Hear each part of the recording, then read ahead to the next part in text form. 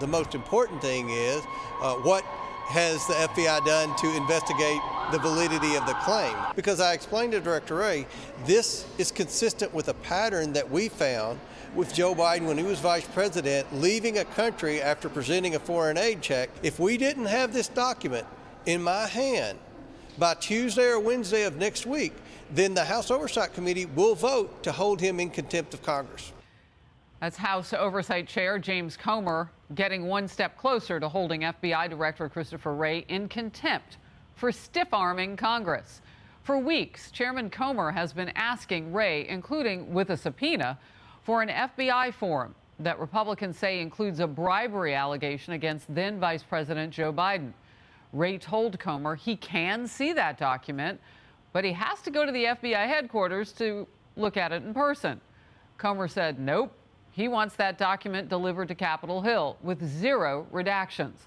A White House spokesperson saying it this way: this silly charade by Chairman Comer is yet another reminder that his so-called investigations are political stunts.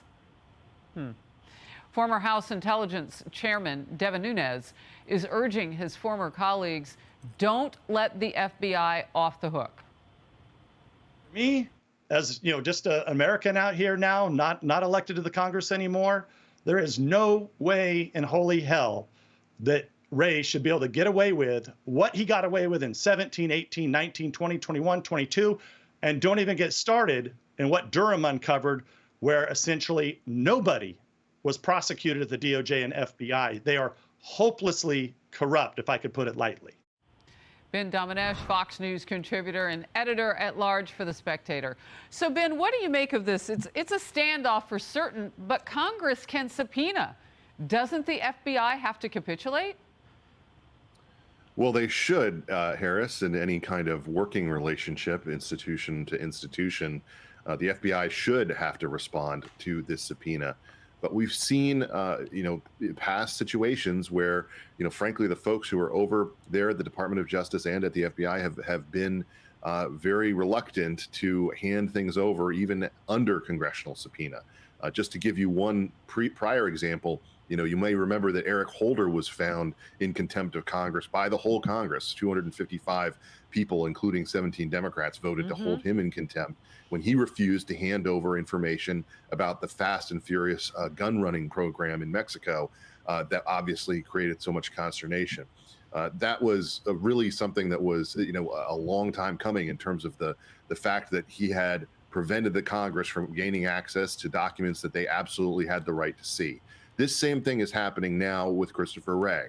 He is essentially saying that they cannot access something that is unclassified, that he can't hand it out to the full committee, that if they are going to see it, they're only going to see a redacted version of it, which will probably just be essentially one page covered with lines of black, because that the FBI over redacts all of these things. And frankly, it's a sign of how much disrespect they have for our nation's elected representatives, that they would be engaged in this type of completely inappropriate behavior. And I hope that they do hold him in contempt for this, because it's clear that he's treating Congress with disrespect in a way that is, unfortunate, but what we've come to expect from the FBI. Well, and that's what I was going to point to, because this is like a game of fetch. Like the FBI says, you want it? Then come to my house. Yeah, come over here, crawl and get it. I mean, that is the ultimate of disrespect.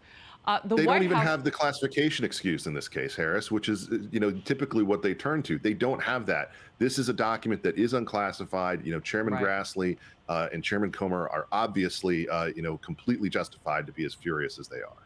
White House National Security Council spokesman John Kirby was left speechless before blowing off a reporter's question showing a majority of Americans say they believe Biden engaged in illegal influence peddling. Watch. What do you say to the majority of Americans who believe that the president is himself corrupt? Wow. The president has spoken to this. The president has spoken to this, and there's nothing to these claims. The president has spoken to being accused of being corrupt? I'm sorry, John Kirby, and a lot of people have a lot of respect for John Kirby. He's someone who's viewed as being taken seriously, unlike some of the other people on the president's press team. And that's one of the reasons that he's in this role. That is a ludicrous answer. The president has not spoken to these issues. It was certainly with not any specificity. He simply denied things on their face without ever having to answer serious questions or address them in a serious way. And that's one of the reasons why I think the poll data does show that, a majority of Americans feel this way, which may come as a surprise to the people at the White House who seem to pretend like none of this matters. But over time, when you see the president being the opposite of transparent, the opposite of answering any kind of questions, then you eventually come to the conclusion maybe there's something there. And certainly there's an abundance of evidence that would suggest that these are questions that we need the answers to in order to have confidence. It doesn't stop you from asking the questions. It just makes you want to keep asking the questions just to see what's underneath door, behind door number 2. More than a month now since the president announced his re-election bid in highly produced video. Remember that? Well, he hasn't held any significant 2024 events since then. And yesterday, the president even laughed when asked, here we go again, asking questions. Why are we doing it? Well, we did it again. We asked a question about that. Mr. President, how's the re-election campaign going? Because we haven't seen you on the campaign trail yet. We haven't. Not at an official campaign rally. No, why not? No information out of the press secretary as well. You look all shocked about that, Ben. And there's pretty much a standard I'm a little worried, Harris.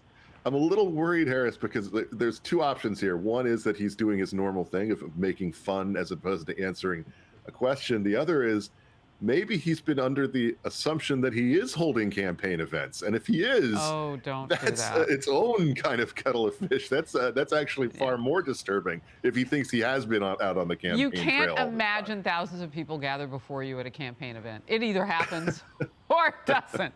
So I'm hoping that's not the option here. I hope so too. I hope so too, Harris. Ben Domenech, I don't know if you caught it earlier, but Robert Kennedy Jr. wants the chance to debate. He said that the American people are owed that, and particularly where this president is with questions about acuity, so on and so forth. So we'll have Kennedy on tomorrow, and we'll see, what happens down the road. We'd love to cover that debate if it ever should happen. Ben, thank you.